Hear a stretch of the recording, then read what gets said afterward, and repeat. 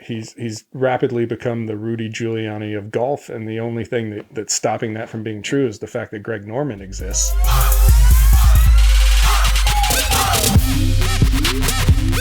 No Putts Given is powered by MyGolfSpy, the most extensive reviews in golf. Before you buy, MyGolfSpy. 9 million readers do it every year. Check us out. All right, guys, here we are. Welcome to episode 98 of No Putts Given. As you can see, things have changed, right? We back, a little different. To speak Chris's language, let's talk about the 400-ounce ice cream bowl in the room. Miranda is no longer with MyGolfSpy. Where'd everybody go, Tony? They left us. I know, it's just you and me. So Miranda left. We're going to run it our way. Moving forward, you and me. Which may be right into the ground, but that's kind of how we roll. So new format, two guys talking. We're going to have some more guests. And yeah, like I said, really geek out and do it our way. Yeah, what should people expect in this new format? Because I know we got a lot of comments. When's it coming back? Where No Putts Given go? Why don't you care about us? You don't call, you don't write, you don't send postcards. You haven't sent flowers. You don't even love us anymore. No. Yeah, so I'm gonna say some nerd stuff, some fun stuff. Like I said, we have more guests, primarily guests from inside the industry, but we're gonna look at people who are golf connected in a more general sense, and like I said, try and have some fun with it, but do our thing and really kind of focus on some of the technical nerd stuff. Are we going to give away any Japanese head covers? I guess that's the beauty of this. So the background here, right? When we decided to bring No Putts Given back, Adam said, "You guys do what you want." And so, Chris, if you want to give away Japanese head covers, we can do a whole show. We're giving away one this week. I don't know what the requirement's going to be yet, but it'll be something around either a witty comment or a good question, but I will not release that until later in the show so that people can't watch like the first 2 minutes and be like, I'm out. So Stay tuned. This is crazy. So this is how long we've been off the air. Mm-hmm. When we wrapped up the last episode, like I had an empty lot. And so we've gone from empty lot to hole to concrete lined hole to now a fully framed structure, which may actually have shingles on it by the time I roll over there next. So, I mean, that's, we're so almost... So maybe a nail gun company, maybe a... Sponsored by Milwaukee. Yeah, it's not funny. Like so we're building this new house, right? Move in ready, obviously, and my wife is already like, all right. And so here's your list of 10 projects when we move in. Like finish the basement, build a mudroom bench. And based on your experience, like finishing out trim in a room, what's a reasonable estimation on time to completion? Well, I think we're probably looking at a 30-year mortgage. So I think by the time it's paid off, we should have perfect. 80% of the work done. So, what about you? I mean, Chris, like we've been at this so long. Have you lost any kids? Like, can you I haven't take had any more kids, nor have I lost any. So still holding steady at 7. Still holding steady at 7. 3 of them are in college. So people always say, "Oh, it's when the kids leave the house, right?" Well, I'm here to tell you, sometimes when the kids leave the house, they actually get more expensive the further away they get from the kitchen. So. But yes, there are still 7 females plus my wife, so I guess that makes 8, and then me and my dog. So we need no changes there. Sponsors to you got to maintain that lifestyle. I badly need somebody to help support that. If you are looking for a shameless, gratuitous promotion, hit us up. Absolutely, we got room on the wall behind me. We got room for imagery. This has room. Yeah, I mean, why would you not want your brand associated with any of this? This is right, exactly. So, anyway, enough of that nonsense. Let's get into some meaty topics. We just released Most Wanted testing. By the time this airs, by the time this airs, it'll be last. It'll be last Monday, and comparing that release, I know a lot of people. Just reading through some of the comments today, people don't shocking. People don't totally understand what we changed and why. And so, historically, it's this idea, okay, most wanted driver, this is the best driver based on people think it sometimes means it's the best driver for everybody. We've never said that. Never once have we. But certainly they never jumped to said that best driver for everyone. Yeah, so people still didn't totally understand that, but we did shift the methodology this year, and that's definitely throwing some people for a loop. It threw me for a loop initially as I'm kind of reading through, like, oh, I didn't totally know what we were, doing with some of that. So how did we actually score the drivers? Maybe just kind of take us through what was the process. Yeah, so we can rewind a little bit here. This started with kind of in Adam's head even before this, but we're in the process of redesigning the website. And part of that is to continue to do what we've always done, dig in, get really into the details, be technical, be thorough, but try and communicate that in a way that resonates with a larger percentage of golfers. We've talked, through this whole COVID thing about a new audience coming into golf, new golfers. So brands have had to expand their offerings, that sort of thing. And we're not in a totally unrelated position. There are new golfers who maybe don't understand some of the metrics we've used. We've tried to be super technical, super detailed, do it right. But I think we've kind of missed the boat on making it a little easier to digest on a more universal level. And so we know from buyer's guides and basically any other test website on the internet, right? This idea of a 100-point system resonates. It's easy to understand. You don't necessarily have to know everything that's going into it if you don't want to. Right. And so that was kind of the challenge to me, is how do we take most wanted and translate it into something that everybody can digest? And so, for me, that meant, hey, we want to not only give this 100-point scoring system, but also we want to still provide what our loyal readers, the data-driven guys, have come to expect. And so the other piece of this was to take the data we collect and make it more relatable. And part of that, again, right, hey, here's the big picture. If this is all you want, is just a rough score, cool, we get that. We know there are a lot of you out there, or you know something at, maybe you're not concerned with distance to an absolute number or relative value, or you don't care about being able to select your attack angle.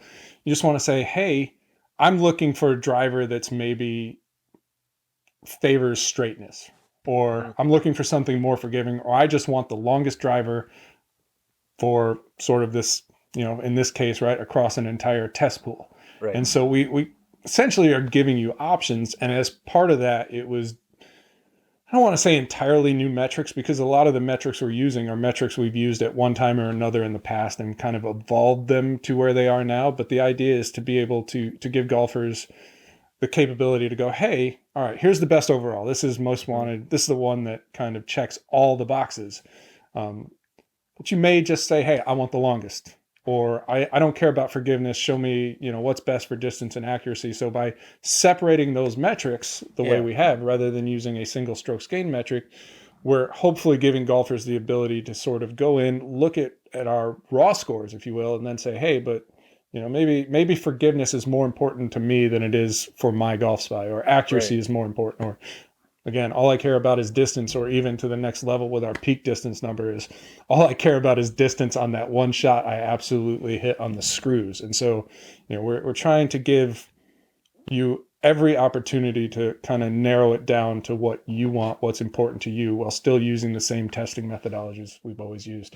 Yeah, so that was like my first question as I read through. I'm going, okay, in the past we used strokes gained as like the ultimate metric, right? And again, I get that as a metric, it's a little bit confusing because it's comparative to some degree.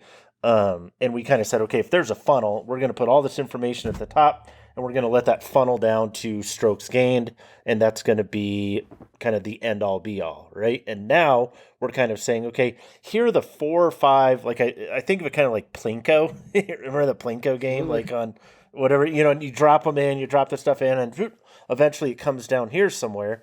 But now we're kind of saying, okay, if there are 4 or 5 different categories that we're going to drop information into, really we just kind of, flip the funnel upside down, right? And we said, okay, we're going to actually produce information based on or show you the information based on these, call them criteria, whether it's, distance, forgiveness, strokes gained, whatever. It's like, okay, here are our 4 or 5 buckets that are what we test on. And now we're going to produce information or the results and publish them in those 4 or 5 buckets as opposed to aggregating it all under one statistic. So if that's correct, maybe why do it that way, right? What's the impetus to say, okay, we're actually going to take something that was kind of simple in the sense it had one result, and we're actually going to make it a little bit more complex in some ways. Yeah, and ultimately, I hope we arrived at something more simple. Again, the strokes gained metric,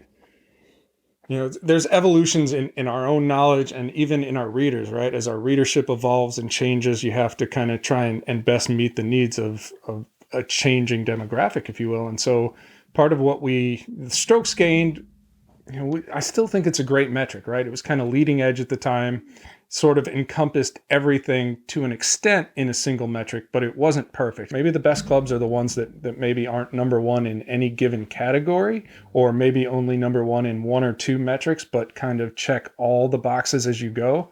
And so that's kind of really what we're looking for here is let's find those clubs that check all the boxes for kind of the best overall. And then, as I said, right, if you're more forgiveness focused, and that's, forgiveness is a challenging thing to quantify, but we're giving it our best shot as always. And I think what we have is really good this year. Is it forgiveness in terms of accuracy? Is it forgiveness in terms of retained ball speed? Is it in terms of total distance? Right, yeah. And again, what I say is you ask 5 R&D guys to define forgiveness, you're going to get 5 different answers. Probably 6. Right, You'll probably exactly. get 6 different answers. And so we're like, well, what translates to the golf course in terms of forgiveness? So forgiveness, for example, we look, hey, what's the difference between my really good shots from a carry distance perspective and the ones that maybe didn't carry so well? How tight is that grouping? How tight is that carry delta? Right. And then same thing with ball speed, right? How far apart are my fast shots from my slow shots? Then that's the one that probably correlates most closely with MOI. And then the third piece, the shot area metric, which we've used on and off for years, which is basically kind of that dispersion area that, draw a circle around them on a launch monitors, right? Yeah. And so, with those 3, and we looked at others and we found that pretty strong correlation to those 3. And we felt that those 3 were ones that average golfers could wrap their head around, and it kind of made sense too, for the most part. And similarly with accuracy, new metrics there, but again, relatively intuitive, and I think meaningful on the golf course in a way that a single metric alone isn't. Yeah, so here's another question for you that's got me thinking about it. Like, all right, so I'm going through the data, and 2 things. Number one, people want to point out flaws. I get people are critical in general, so they look at any test, and some people look at tests not necessarily in an effort to learn from them, but in an effort to try to poke holes in them or whatever. And it's like, okay, that's fine. I get it. There, Did any you say club Erfurt? Erfurt. Yeah, it's a new word. It's Norwegian because they did so well. Norway did really well at the Winter Olympics. Erfurt. But anyway, a club test can do anything, but it's hard to find a club test that does everything, right? To be relatable to all people at all times in all situations. There is no perfect, right? Ever. That's an unfair bar to set. So going back to the driver test, all right. So if I want to find what I think is my, maybe where I want to start my demo experience for this year, and we have the data that you can sort based on certain metrics, what are the 3 or 4 things that I should know about my swing if I want to get the most out of our data? Well, the easiest one, and again, this is one of those challenges, not to go too far in the weeds and inside baseball, but there are sort of those inputs, right? If you want to call it an input that we know are really good, but we also know that the average golfer has no idea what those values are for them. So, we start with swing speed. That's a pretty decent one. It gives you a decent jumping off point. And I think a lot of golfers know roughly where they swing. And we give you with this one, I think 5 different buckets, and you can select all the buckets or just a couple buckets or one bucket to help narrow it down. We have attack angle, which is another good one. And this is one where we start to see drivers just move up and down the table just based on the attack angle of the golfer, because with that, you get to a degree the influence of the launch and spin differences kind of tends to come out a little bit more. So that's a good one to know. Those are two rock solid ones. We also include Handicap. I don't necessarily love this one, if I'm being brutally honest, because as you know, right, your handicap can be what it is. If, let's say it's not what you want it to be. It can be a little higher than you want it to be because you're a terrible putter or a terrible driver or equally terrible across the board, whatever it happens to be. Right. But it is if you're like, hey, especially if you're trying to cheat forgiveness, looking at that higher handicap group can give some insight there as well. So that's kind of our baseline metrics. Again, we want to keep it simple. We're in the process of updating True Golf Fit. Hopefully that'll be done by the time this airs. Free fittings. What? Free fittings? No, so. And again, True Golf Fit free. You can input similar information and get, the algorithms can crunch out and see kind of what performs best under those conditions as well. So, yeah, and I think it's important for people to know too. It's like a lot of these filters, I really like thinking about it as a way of like eliminating bad answers. For sure. It's like, okay, if there are 100 drivers out there for me and I know my swing speed is X, we can say, okay, with a certain degree of confidence, these 70 probably aren't going to be your best fit. Okay, now I can add a tack angle, and now we can eliminate another, X number of drivers and eventually get it down to, let's say there are 2, 3, or 4 based on our testing. Then you kind of know, hey, if, your local course or whatever has a demo day or something like that, and say, okay, these are the 2 or 3 that I want to start my testing with, or if I am going to go into a demo bay or whatever, at least, it may be a flawed testing situation for you to,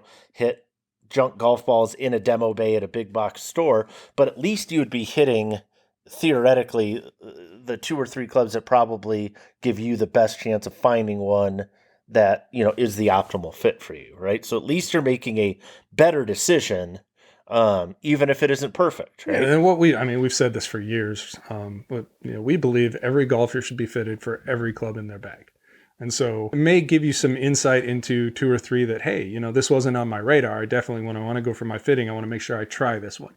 That's kind of, where that's the ideal for me, like, so that everybody gets something out of this test. But ideally, I want you to go get fitted. So, as we get through there and kind of look at what we did, kind of what were the results? Like, let's just, hit through those real quick. What did well? What surprised you? Top 5, what kind of jumped out to you? What trends, things? What did you see in the testing that kind of maybe surprised you a little bit? Surprises, I don't know if you can call it a surprise, but one of the things that, it seems to be at this point a recurring pattern. Like these, we can talk about small brands and working really hard and doing good work and trying to do cool stuff, but at the end of the day, in our driver tests in particular, the big brands are invariably at the top of the table, almost invariably, right? We've, I think, had one outlier in about 10 years of testing now. And so, it's not to say the little brands aren't good for somebody, but if you're looking at cross test pools, and even when we look at individual category breakdowns, it's your Titleists and your TaylorMades and your Pings and to an extent your Cobras, right? And Callaway for sure is always right there. And that I hate to say it, but that's kind of I would start my search with one of those brands. And why is that though? Like because you see, like in particular, 2 drivers pop up to me. It's obviously G425 that was the most wanted, and then you saw like TSI 3, which, again, we can say both of those are kind of in their second year. They're not brand new products, as we had brand new from Callaway, TaylorMade, and Cobra. So theoretically, right, these are even the back half of that generation. We're expecting new metalwoods from both of those companies at some point this year. How are they still able to compete and be at the, be in the very upper echelon when in point of fact, they're on kind of the back half of this particular, design cycle? I think it's no big secret that innovative opportunities are relatively small in the driver space, right? We talk about all the time trying to cheat that space between CT and COR, right? But there's not a ton of room there, so nothing's going to get that much faster. We'll see. TaylorMade certainly tested better than they have for us in the last several years. So, Did they make a better driver? Yes, I think that's a fair statement. Did they make the greatest? Is it light years ahead of the competition? No, but again, we're dealing with a really restricted window here, and so it's not unusual for the gaps to be small, and for the lifespan. We say realistically, significant improvement, probably 5 years from one driver to the next, and you get kind of this slow, small percentage innovation. But for it to add up and for it to be really noticeable, it takes a few years for every company. So it's never surprising to see drivers hang on. I mean, when we tested the last 5 most wanted winners, I think one of the oldest was one of the ones on top. And going back, I think the oldest on that list was the TaylorMade M1, the first one, and it more than held its own. So I mean, it's one of these things where, companies have to make new product, just like a car company has to manufacture new cars, and Nikon has to make a new camera, and on and on and on. But at the end of the day, do you really need a new driver? I don't know. Right? So and I say, right, it's has your swing changed? Is something fundamentally different with you? Right. There's almost no chance that you're going to, buy a driver this year that's going to significantly outperform the one you bought last year. Yeah, so long as you were fit. The thing to keep in mind, stuff, right? Yeah. Not the typical, and we're accelerated with COVID, but your typical driver release cycle or replacement cycle is 4 to 5 years. So going back to something I believe Harry Arnett said to me once, it's like, a new driver isn't for the guy who just bought one last year. Right. It's not. Right. It's for the guy who bought one 3, 4, 5 years ago. Now, don't get me wrong, right? It's nice if the guy who bought one last year also buys one this year. The companies would be okay. They're fine. Yeah, just for the record. But realistically, they're fine if you do that. But it doesn't work like that. Yeah. And so, innovation kind of follows that same procedure. That said, we saw TaylorMade on top for ball speed, not by a massive number, but the Stealth Plus was on top. Yep. But again, I would point out there, as we noted in the article, you can talk about all the technological breakthroughs in the world. What holds true is your run-of-the-mill physics, right? The longer forward shaft. Center of gravity. Yeah, longer shafts. That's a way to get speed. Forward center of gravity. You can't see it. It's everybody kind of mentions it a little bit, but that forward center of gravity is almost invariably faster, and that's what we see in the test. So, everything else, it's cool, but like I said, if you bought a driver last year, you probably don't need one this year. Yeah, so go back to the small companies real quick, where it's like that different. I mean, we've certainly seen this over time, that maybe the gap between top and bottom has closed, or at least top and middle. We're seeing a lot of good companies, obviously iterate, create, but like you said, there's certain borders and kind of boundaries that we bump up against. And so do you think it's more so that these bigger companies, again, Titleist, Ping, TaylorMade, Cobra, that they have this, small lead, if you will, and that gap, however small it is just something that some of these smaller brands can't really close, because effectively they're not necessarily doing their own R&D. They're reliant upon what's more or less public information, like kind of waiting for that trickle down technology to happen. I mean, certainly that's what you see in the direct to consumer space, right? These guys don't have massive R&D teams by any stretch. I mean, right. We talk about, Callaway talks all the time about having the largest R&D budget in golf. Like, there's a lot of big companies that don't spend the kind of money they do, and then when you get into the smaller companies, it's just not there. And again,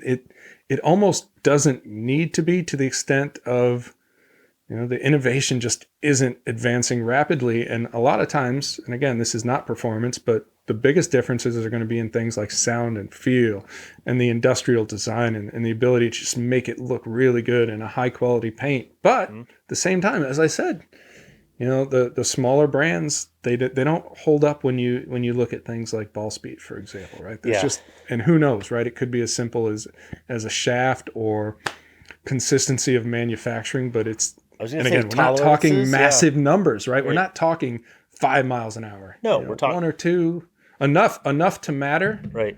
But again, and there are, even within that kind of those smaller companies, you do find pockets in the data, sweet spots where these clubs just work really well for one guy. So in that respect, what I would say is they don't necessarily do as good a job as fitting the meat of the bell curve. Yeah. Well, I'm excited to start my own testing now. See how it goes. Hell yeah.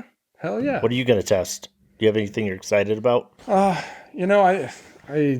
Stealth Plus, obviously excited about the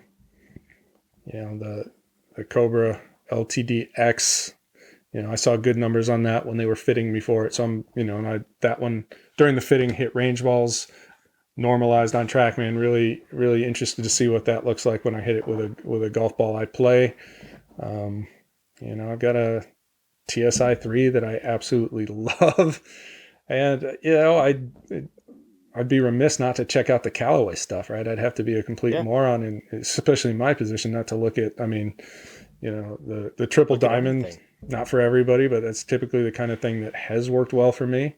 And that tested really well for us. The other stuff looked good. I'm still interested in the LS for sure. So, we'll talk to Callaway, maybe get some stuff to play with there as well. So, I probably am not always, but less so with irons and things like that. But when it comes to drivers, I am kind of a big company guy. Again, seeing the results, knowing what's worked for me. And so I'll probably stay in that sphere, but who knows, right? One thing that people noted, right? We didn't test PXG drivers this year. Well, that's because they got new ones coming eventually, but eventually isn't here yet. So we were a little ahead of eventually.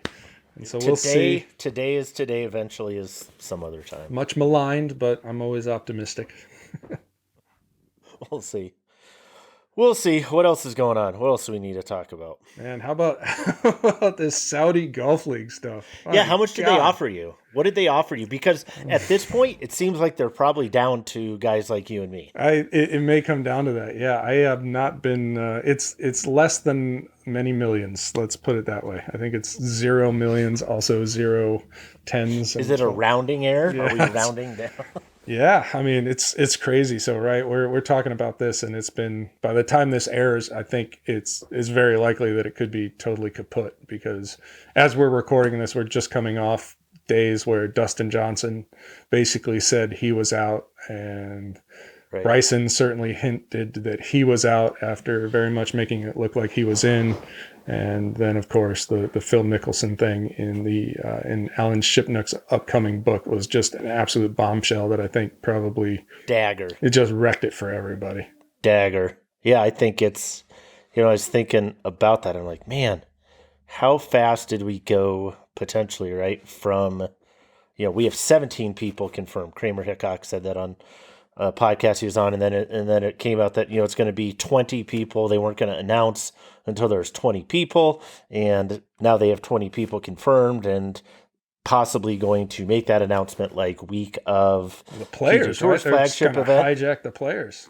Yeah, exactly. So it was like, okay, listen to Robert Lucetich, who one of my favorite guys to read. If you don't follow him, he's got a lot of good thoughts and things on it, but he was on a radio show basically saying, his sources, and he's not one of these guys like, oh, per sources. And it means, the mail delivery dude, like some of these yokos that are out there like, oh, well, per sources, they got this and that. It's like, yeah, okay, whatever. But, he was saying it is going, like his information, like it is going to happen. There are players confirmed. And he's not one to throw that out there lightly. And then, a couple, 3, 4, 5 days later, we basically get a situation where, to me, the sense and the feel is that it very well may come to be that when we look at this retrospectively and have a little bit, clearer picture, you get a little bit away from it, that Phil Mickelson played himself. Big time. And overplayed his own hand and torpedoed his own efforts. And I don't know if it's because he felt the need that he had to be the smartest guy in the room. And this was a thing where like, hey, it's like when you watch those, I'm a big crime drama guy, love watching my Law and Order, love watching those shows, where they can kind of tell the person they're interrogating has, like, hey, let's go after this guy or gal's ego. They can't not tell us what they did, and kind of got to that point where Phil basically told him his grand plan was to leverage the Saudis, even in spite of all this stuff, in order to try to find favor and make the PGA Tour better. It was a leverage ploy. There was never a serious interest to actually support this, even though, right, the statement was that he had drafted or had some legal team that he helped pay for or whatever, actually helped draft some of the operating agreements for this Saudi league, and now it may all go up in flames, and then where are we? Yeah, I mean, it's one of these things, right?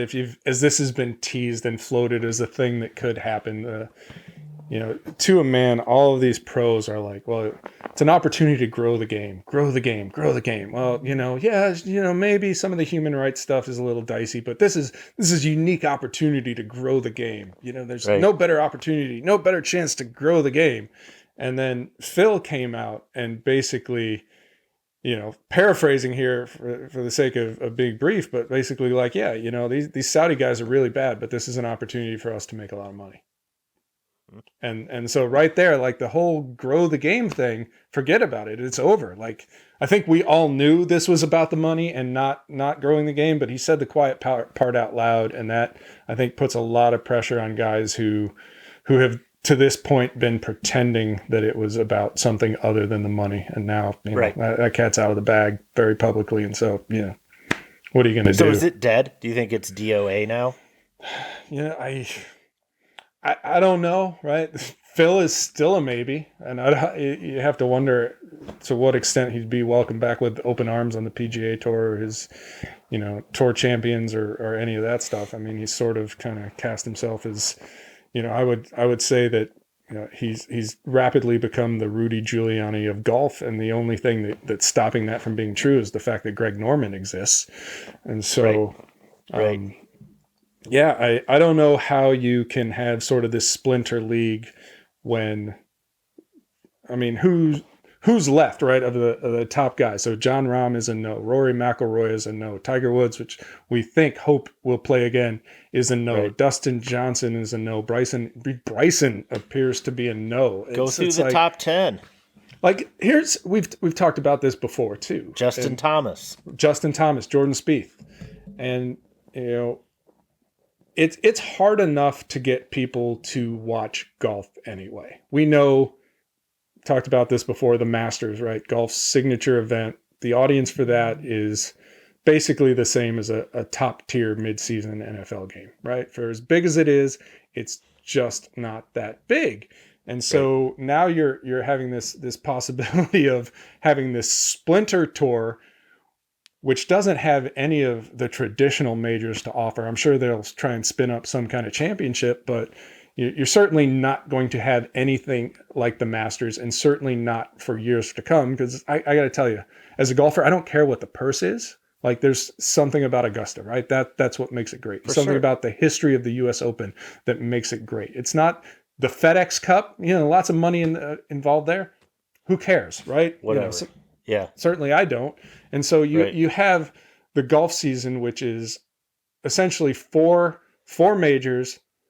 I guess you can make a case for the players, and maybe as you get towards the end of the FedEx Cup, those two would be your B plus tier, and the rest is just filler content. And so you're not going to support an entire splinter tour filled with what looks to be the B tier of golfers now, maybe even the C tier, right? And get people to watch. And I don't know if it weren't for, ask the question this way, like, do you think there's viable room for another tour, call it experimental, developmental, competing, whatever the case is?